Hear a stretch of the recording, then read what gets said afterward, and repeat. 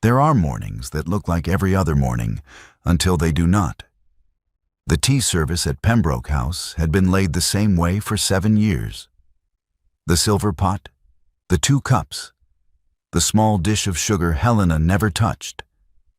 And on this particular morning in late February, with the east windows letting in a thin winter sun that fell across the carpet in pale strips, Lady Helena Fairborne sat in her usual chair and waited for her husband with the stillness of a woman who has made a decision she cannot unmake. Lord William Fairborne, Marquis of Pembroke, came through the door expecting nothing. He had come through that door expecting nothing for 7 years. He saw his wife in her chair, the pot steaming, the room arranged as it had always been arranged, and he moved toward the table with the ease of a man who has never once had reason to break his stride in this room. Helena lifted the pot. She poured. Her hand did not tremble. The tea filled his cup to exactly the place she had always filled it, not a drop more, not a drop less, and she set the pot down with a small, precise click against the tray. And she said, without looking at him, "I know about her." The cup was full. Her voice had not changed. William's hand, reaching for the saucer, stopped in the air, and it was shaking. She looked at him then. Not with the expression he might have feared. Not fury, not tears, not the theatrical collapse of a woman wronged. She looked at him the way one looks at a fact that has finally been said aloud, with recognition and with something close to relief, and with the particular weariness of a person who has been carrying a weight alone for a very long time. "I have known," Helena said, "for nearly 5 years. I found the bank drafts in the 2nd year of our marriage. I made inquiries. I understood what the arrangement was." She picked up her own cup and held it, but did not drink. "I have known, and I have known alone, and I will not do that any longer." William lowered his hand. He did not pick up the cup. He sat down in the chair across from her, slowly, as a man sits when the floor has proven less solid than he believed. "Helena," he began, "I am not asking you to explain it this morning," she said. "I am telling you that I know. That is all I am doing." She drank her tea. He did not drink his. The winter sun moved a fraction across the carpet. Outside, somewhere in the house, a door closed. The ordinary sounds of Pembroke House continued without them, indifferent and steady, as though nothing at all had happened in the morning room. That afternoon, with the same practiced calm she brought to every task she undertook in this house, Helena sent for her maid and began to discuss the arrangements for Marlowe House in Hertfordshire. 3 days passed. They were not 3 days of scenes or raised voices. They were 3 days of the particular silence that falls between two people who have said one true thing and have not yet said the rest. William spent much of it in his study, the door locked, which was unusual enough that the housekeeper mentioned it to no one, and hoped it would resolve itself. Helena continued to manage the house. She answered correspondence. She ate her meals. She did not go to the morning room. On the 3rd morning, she came to the study to collect her grandmother's writing desk, which she intended to take with her to Hertfordshire. She knocked once. After a moment, the lock turned. William had been waiting.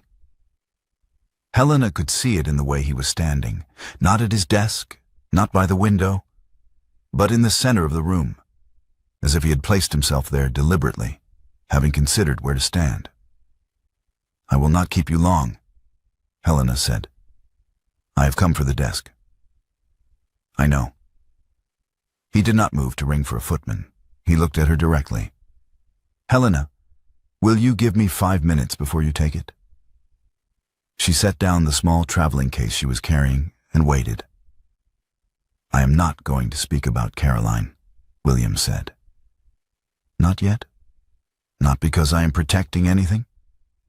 Because I think if I begin there, I will say it wrong. And what I need to say first is something I have only understood this week. He paused, and what Helena noticed was that he was not rehearsed.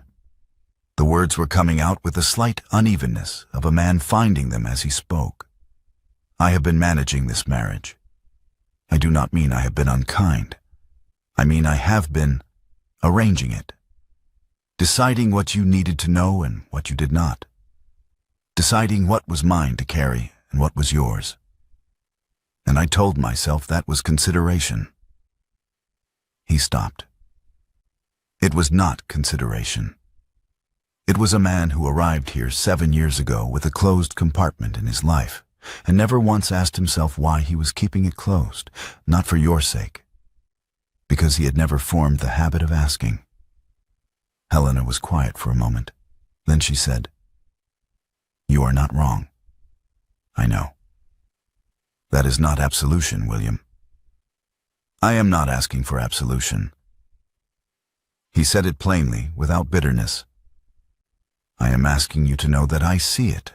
That is all I can offer you this morning." Helena crossed to the writing desk, which stood beside the bookcase where it had always stood. Her grandmother's desk, small and worn, brought here when she married and placed in a room that had never quite felt like hers. She ran one hand across the top of it. "I am going to Marlowe House," she said. "I do not know for how long. When I'm ready to write, I will write." She looked at him. The silence had become heavier than the truth would have been. "That is what I want you to understand. Not that you hurt me, though you did, but that the weight of knowing alone for 5 years was heavier than anything you were protecting me from." William said nothing. There was nothing to say to that. And he was, for the first time in their marriage, wise enough to know it. Helena left the following morning with her maid, 2 trunks, and her grandmother's writing desk. Marlowe House in early March was cold and quiet, and Helena discovered within the first 48 hours, entirely her own. There was no household to manage beyond what she chose to manage. There were no callers who required anything of her. There were no careful arrangements to maintain, no second truth to carry alongside the first. She woke in the mornings, and the day was simply what it was. She wrote letters she'd been postponing for months. She called on the vicar's wife and offered to assist with reading lessons at the village school. An offer that was accepted with such genuine gratitude that Helena sat in her carriage on the way home and felt, for the first time and she could not remember how long, that she had done something entirely uncomplicated. William's first letter arrived on the 4th day. She recognized his hand on the envelope and set it on the mantel without opening it. It sat there for 2 days, neither threatening nor comforting, simply present. On the 3rd evening, the temperature had dropped sharply, and the fire in her sitting room had been built up twice already. Helena came in from a walk to find her maid Graves arranging something over the back of her usual chair. It was a shawl. Heavy, dark wool, slightly worn at one edge. William's old traveling shawl, which had lived on the hook beside his dressing room door for as long as Helena could remember. He had sent it with the letter. Helena stood in the doorway for a moment. Graves withdrew without being asked. Helena sat in the chair. She did not put the shawl on. She did not move it. It rested against her shoulders, its weight present at her back. And she sat that way through the rest of the evening, reading, then setting the book down, then simply watching the fire. With the shawl behind her and the unopened letter on the mantel, until the fire burned low, she finally went to bed. She opened the letter the following morning and read it twice. It contained no plea and no argument. It described the house, the east windows, the morning room, which he had not entered since she left. He asked, at the end, whether she was warm enough, and whether Graves had remembered to bring the extra blankets from the linen press. She answered the third letter briefly. Yes, I am warm enough. Come if you need to. But write first. He did not write first. He arrived unannounced on a Tuesday, his horse visible from the upstairs window, and Helena looked at him from behind the curtain for a moment before she went downstairs and told Graves to inform Lord Pembroke that she was not receiving visitors. She heard, through the closed front door, the sound of William's voice thanking the footman. She heard nothing else. 2 hours later, when she looked out again, his horse was gone. He returned a week later, and this time he had written. He came with a letter, not his own, but one addressed to Helena in an unfamiliar hand, which he had been asked to carry. She received him in the entrance hall. He did not attempt to come further than that. "This is from Caroline Wexley," he said, holding out the envelope. "She asked me to deliver it. She would like to meet you, openly." He paused. "The decision is entirely yours." Helena took the envelope.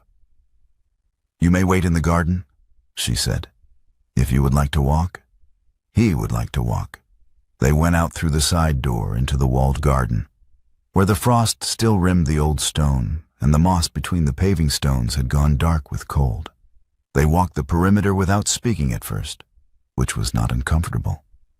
It was simply the quiet of two people who had more to say than either of them knew how to begin. Near the far wall, where the path turned and the moss was thickest, Helena's foot went out from under her.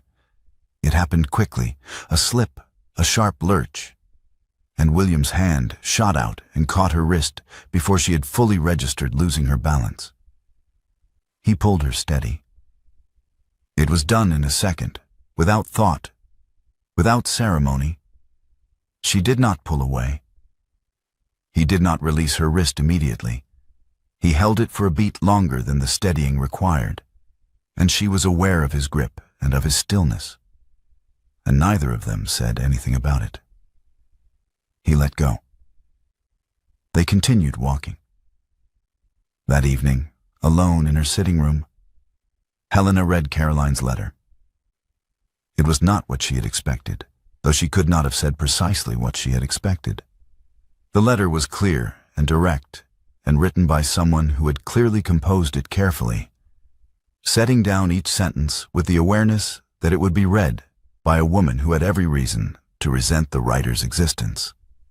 Caroline asked for a meeting, not to explain or to justify, but because, she wrote, she had spent 5 years knowing of Lady Pembroke's existence and being grateful for a grace she had never had the chance to acknowledge in person.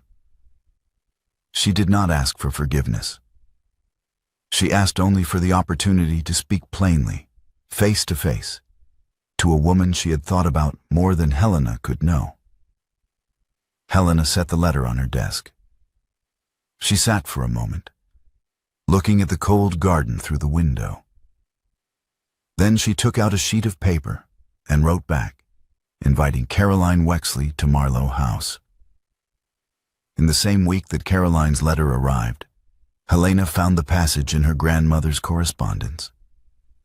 She had been sorting through the old box of papers, something she had been meaning to do for years, which had traveled with the writing desk and now sat beside it. And the letter was from a cousin, written to Helena's grandmother in the final months of her widowhood. Helena read it once quickly, and then went back to the beginning and read it again. The cousin wrote of Helena's grandmother, "She has not recovered from learning of it, I think, not because the arrangement itself was dishonorable, it was not, but because she learned of it at his deathbed. 30 years of marriage, and the thing was told to her only because there was no longer any reason to withhold it. She says she does not know whether to grieve him or to be furious with him, and I am afraid she will spend the rest of her life unable to do either." Helena set the letter down. She sat without moving for some time. Then she opened the small locked drawer in the writing desk, the one she had carried with her from Pembroke, the one she had told no one about.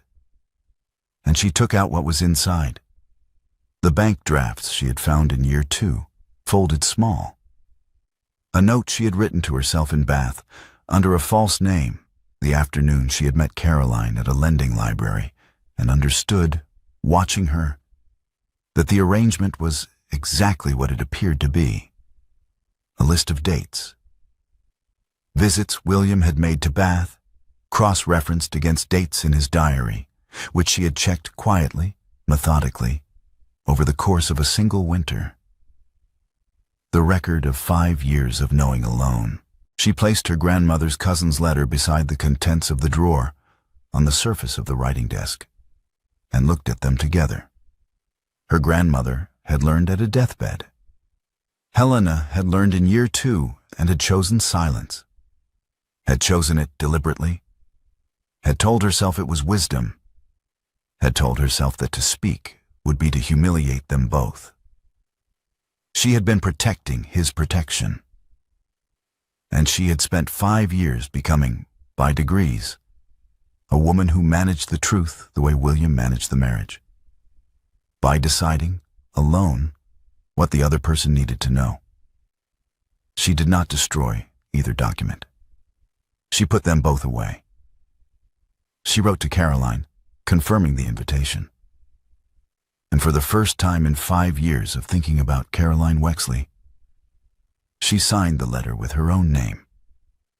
Caroline arrived on a March afternoon when the light was thin and flat, and the last of the garden's frost had finally retreated from the stones. She was younger than Helena had imagined from the letter, 26 now, with a directness in her manner that Helena recognized immediately as the quality of someone who had learned, early, that composure was not the same as evasion. They sat in the front parlor. Tea was brought and largely ignored. "I want to tell you what William was to me," Caroline said, after the maid had withdrawn. "Not what he was not. I think you know that already. What he was." "Tell me," Helena said. "My father was his closest friend," Caroline said. "When my father died, I was 19. There was an uncle, my father's brother. He had managed to place himself in a position to control my inheritance, and his intention was to arrange a marriage that would allow him to access it permanently. The man he had in mind was not someone my father would have permitted near me." She said it simply, without dramatics. "William went to the solicitors. He established a legal guardianship that placed my affairs outside my uncle's reach. To have any force, it required absolute secrecy. Any public acknowledgement would have given my uncle grounds to challenge it." She paused. "I have lived quietly in Bath for 7 years. I have had a companion, a small income, and my own life. I am not a woman in a novel. I am simply a woman who was kept safe." Helena was quiet for a moment. "He never told me," she said. "No." Caroline looked at her directly. "He told me, when I asked, that you did not need to know because the arrangement predated your marriage and did not concern you." She paused. "I want you to know that I did not agree with him. I told him so twice." "What did he say?" "The first time, he said the legal risk was real, and that disclosure could unravel the guardianship before my uncle died. That was true. The second time, my uncle had been ill for 2 years. I told him the risk had passed and that he ought to speak to you. He said he would consider it." Caroline set down her cup. "He did not consider it. He simply did not." Helena absorbed this. "When did you write to me?" "The week after my uncle died, in February." Caroline's voice was steady. "I wrote to William first, to say the arrangement was no longer necessary. He did not answer for a week, so I wrote to you." The room was quiet. Outside, a cart passed on the lane, the sound of it rising and fading. "I want to ask you something," Helena said. She answered at once. Yes. Did you know that I knew? Caroline looked at her for a moment. I suspected it, she said. There was a woman at the lending library in Bath 3 years ago. She asked about a new novel I was carrying. We spoke for perhaps 10 minutes. She had your eyes. She paused. I thought about writing to you then. I thought about writing to you, Helena said. They sat with that for a moment. We were both very careful, Caroline said, and there was something in her voice, not quite dry, not quite sad, that made Helena, for the first time in a long while, want to smile. We were, Helena agreed.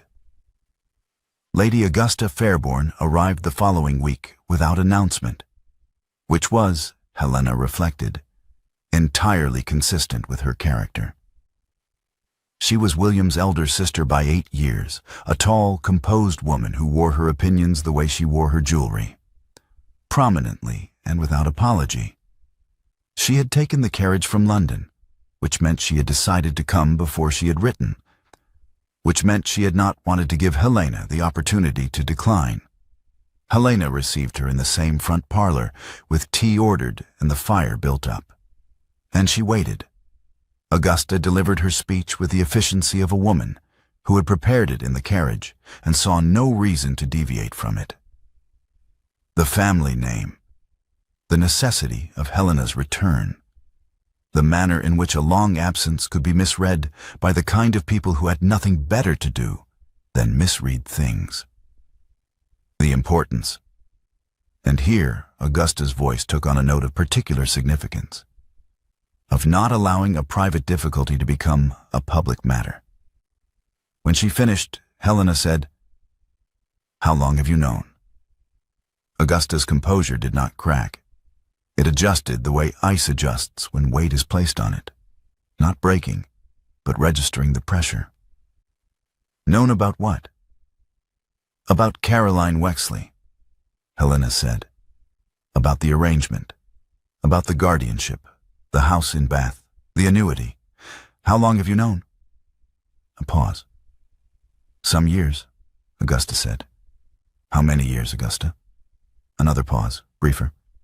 Nearly 7. Nearly 7, Helena repeated. The full length of my marriage. The arrangement was not improper. I am aware of that, Helena said. I have met Caroline. I know exactly what the arrangement was. That is not what I am asking you. She kept her voice very quiet, which she had found, over the years, to be far more effective than raising it. I am asking why you knew, and why you did not tell me, and what you believed you were protecting. Augusta set down her cup, which she had been holding but not drinking from. William asked me not to speak of it. He said it was managed. He said it did not concern you. And you agreed with him. I thought it was the kindest course.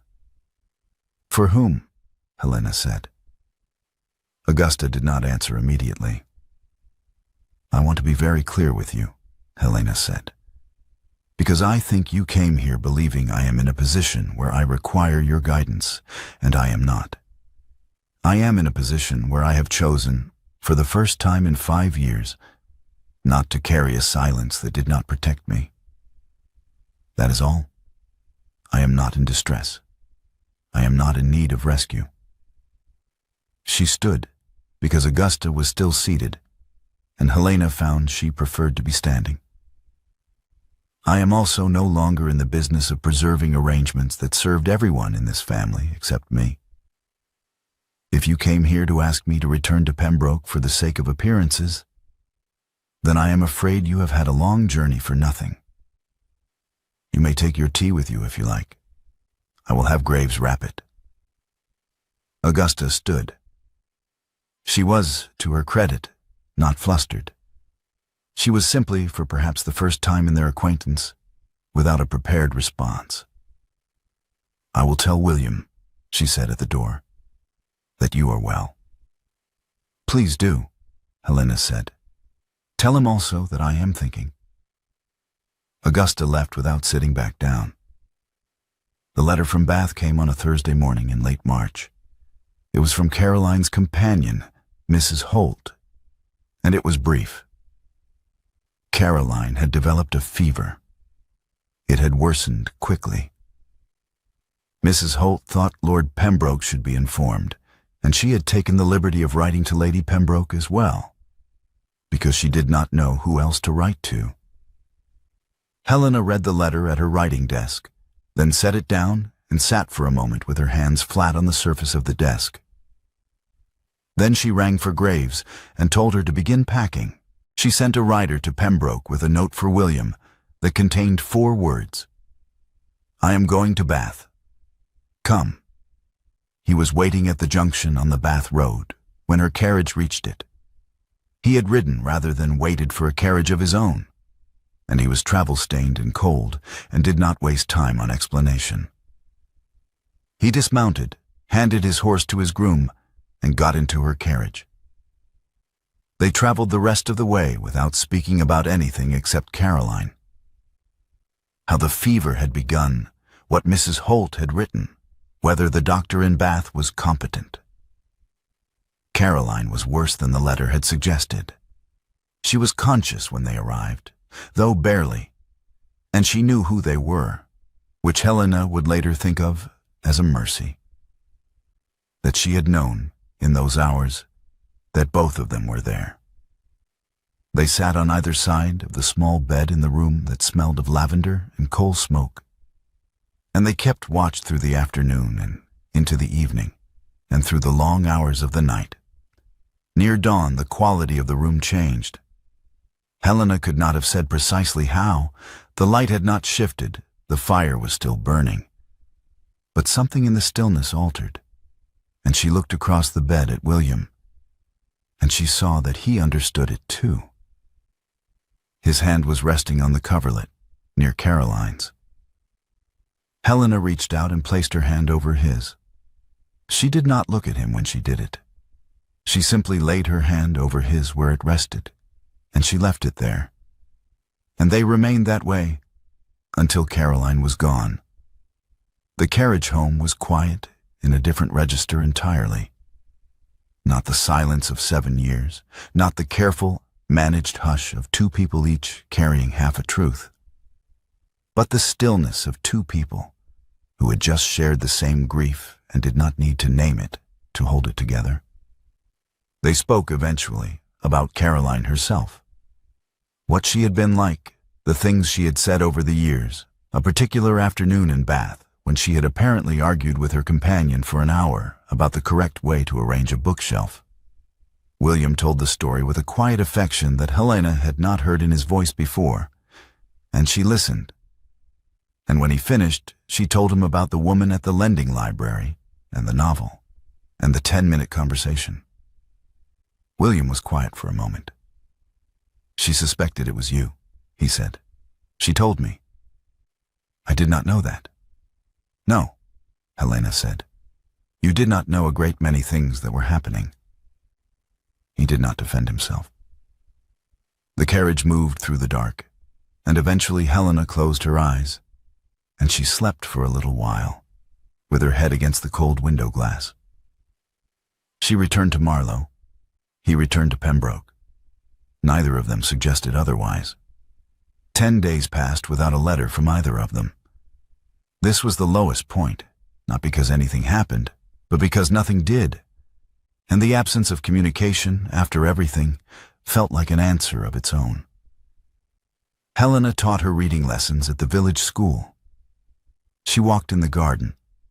She sat at her grandmother's desk in the evenings and did not write. She thought, for the first time with real seriousness, that the marriage might simply be over. Not ended in anger. She was not angry, exactly. Or she was.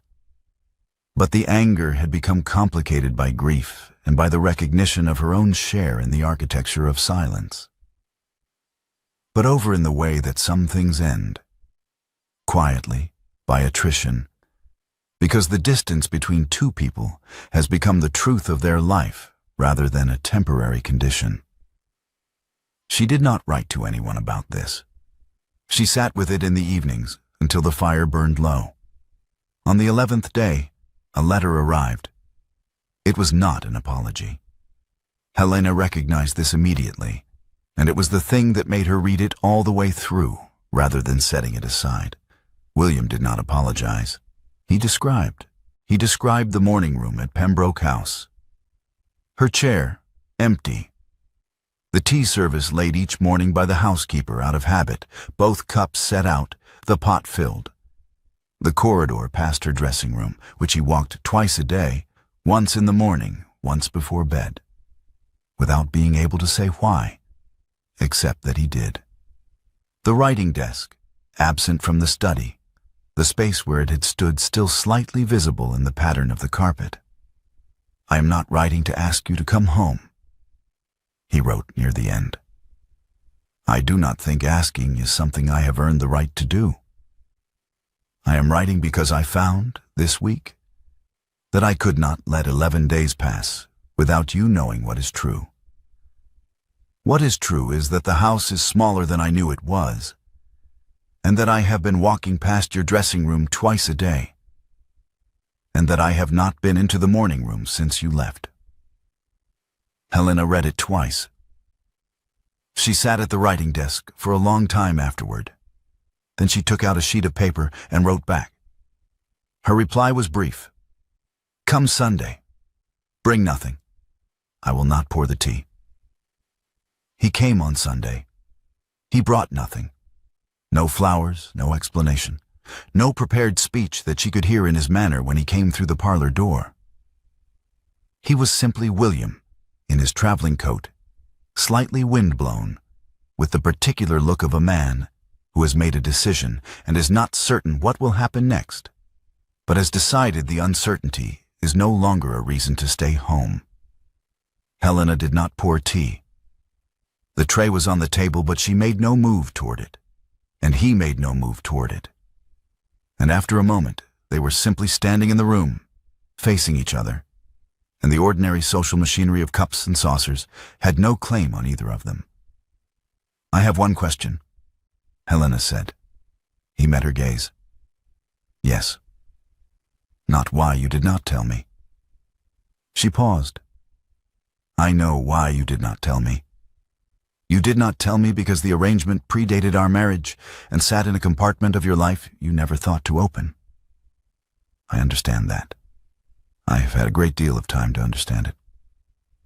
She looked at him steadily. "My question is different.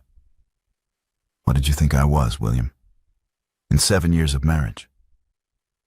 What did you think I was, that you never once thought to tell me?" He was quiet for a long moment, not composing an answer. She could see he was not composing, but finding it. "I think," he said slowly, "that I thought of you as someone I was responsible for, someone I should protect, someone whose peace I was meant to maintain." He paused. "I did not think of you as someone whose judgment I ought to trust, or whose knowledge I owed. I thought I was protecting you. I was actually deciding for you, every day, for 7 years." He stopped. He looked at her with an expression she had not seen on his face before. Not guilt, exactly, but something rawer than guilt. The specific discomfort of a man who has understood something about himself that he cannot unknow. "You found those bank drafts in year 2. You went to Bath. You understood what the arrangement was. You investigated it, and you made a decision, and you carried it for 5 years. Alone." He paused again. "I was incapable of that. I could not have done what you did. Held that knowledge, managed it, protected both of us from the weight of it. I did not know you could. I did not know you because I had not bothered to find out." Helena was quiet. "I do not know how to ask you to come home," he said. "I am not sure I have the right. What I would like to ask, if you will permit it, is whether you will let me visit. Every week, if you are willing. Until I have learned how to be married to the woman you actually are." rather than the woman I assumed you were? Helena did not answer that question.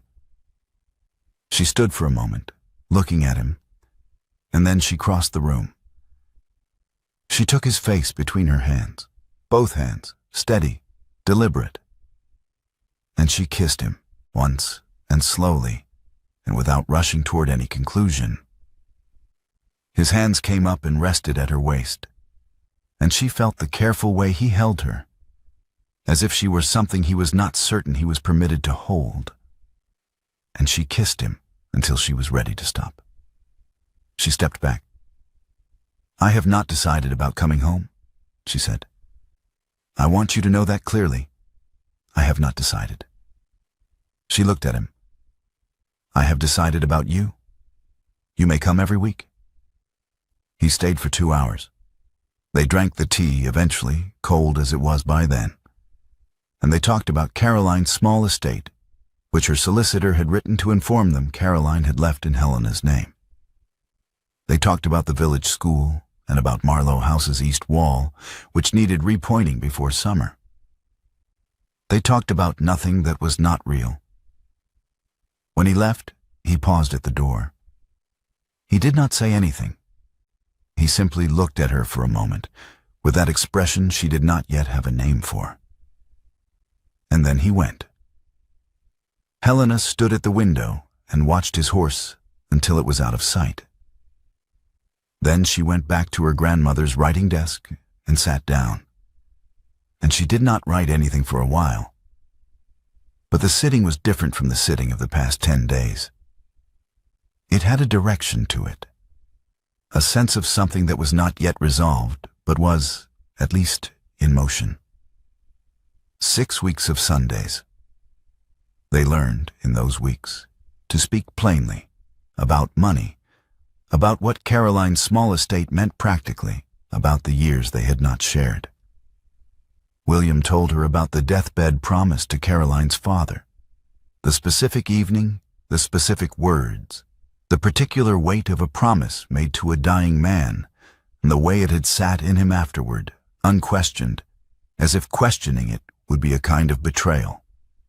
Helena told him about Bath, the lending library, the novel about botanical illustration, the 10 minutes with a young woman who had not known who she was, but had spoken of William with a straightforward, uncomplicated affection that had, in some essential way, been the thing that made Helena decide to keep her silence. "You were protecting him," William said. "I was protecting myself," Helena said. "I did not want to have the conversation. I did not want to be the woman who confronted her husband about a young woman in Bath and was told it was nothing, and then had to decide whether she believed him." She paused. "It was easier to know and to say nothing. I told myself it was grace. It was partly cowardice."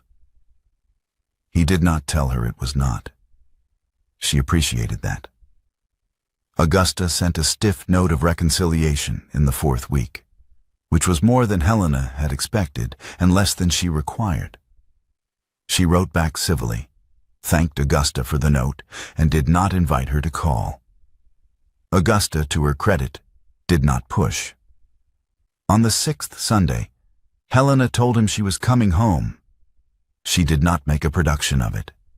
She said it the way she said most things, plainly in the middle of a conversation about something else.